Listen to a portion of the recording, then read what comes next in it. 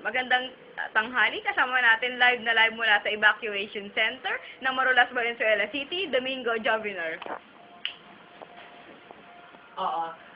Yes, Vianney, nandito ngayon tayo sa may evacuation center dito sa may Valenzuela, na kung saan medyo nakikita natin na wala pang nag-evacuate dito kasi okay pa naman ang kalagayan ng mga kababayan dito sa Valenzuela. Nakikita pa natin ang dalawang bata dito, samantalang ang kanilang mga magulang ay tumutulong pa rin sa labas kung saan kung sino ang pwedeng ilikas na mula sa kanilang mga bahay papunta dito sa evacuation site.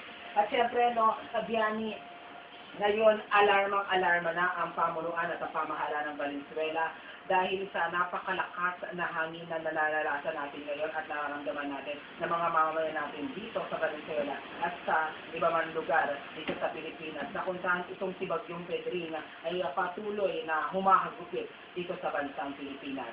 Siyempre, nakikita natin sa labas, Vianney, kung makikita natin, ilan sa mga puno ay nagbuwalan na. Talaga natumbagan yan, talaga kalakas ang Bagyong Pedring. Ayan, kitang-kita natin. At kanina yung kotse na yun ay tumaob yun eh. Tumaob yung kotse na yun, medyo hinawi lang ng hangin, kaya medyo tumayo na ulit siya.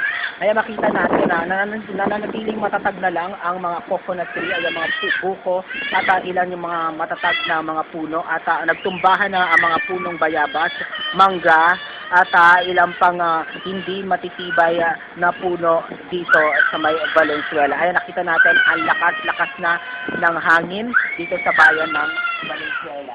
At syempre, natutulong sa putong dito dahil sa mga bata ay nag-iiyakan na at medyo nag-aalis na rin ang pamahalaan ng Valenzuela kung paano sila pa. Tingnan mo, umiiyak na siya, Umiiyak na siya dahil naiisip niya siguro ang kanyang magulang dahil sa lakas ng bagyo. At muli mag-uulat ulit ako dito, mula dito sa Valenzuela. Ito muli si Domingo Joviner, mag-uulat ng live. Back to you, Vianney.